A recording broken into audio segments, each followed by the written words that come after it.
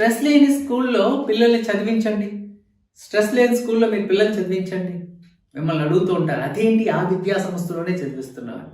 ఉదాహరణ నేనే మా అమ్మాయిని ఎంబైపీసీ సిబిఎస్ఈ చదివిస్తున్నాను. నేను అందరూ అడుగుతారు, ఆ పర్టికులర్ స్కూల్లో ఎందుకు చదివిస్తున్నావు, కాలేజ్కి ఎందుకు పంపలేదు, ఈ ప్రముఖ కాలేజెస్ 4-5 ఉన్నాయి కదా, దాని పేరు చెప్తే ఇక్కడ ఎందుకు పంపట్లేదు అడుగుతారు. రే నాకు ఒత్తిడి ఎడ్యుకేషన్ కావాలని కోరుకున్నాను, సమాజం ఒప్పుకోదే, వీళ్ళకి అంతే నేను ఆన్సర్ చేయను. నాకు తెలుసు నా అవుట్పుట్ ఏంటో అనేది. సో జనాలకి ఏంటంటే ఆ 2-3 విద్యా సంస్థల్లో చదివిస్తేనే సక్సెస్. ఒకటే ఆలోచించండి, ఈ 2-3 విద్యా సంస్థలకే ర్యాంకులు వస్తున్నాయని చెప్తున్నారు పేరెంట్స్ అడుగుతుంటే. ఎందుకు రావండి?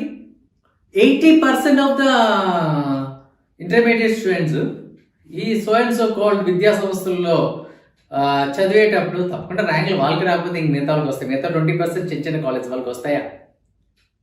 ఇంచుమించి బోర్డులనే వీళ్ళు శాసించగలరు, బికాస్ అంత స్ట్రెంగ్త్ ఉంది వాళ్ళ దగ్గర.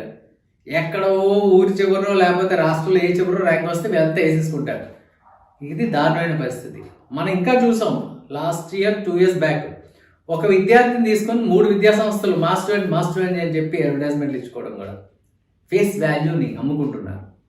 సో ఇది ఒక ర్యాంకు 2 ర్యాంకులు లేకపోతే 10 ర్యాంకులు తెచ్చుకున్న తర్వాత ఇంకా విద్యా సంస్థ కింగ్ అయిపోయింది. ఇంకా పేరెంట్స్ కూడా ఆలోచించకుండా పిల్లల యొక్క అభిరుచులు తెలుసుకోకుండా పంపిస్తే ఎట్లా ఉంటుంది?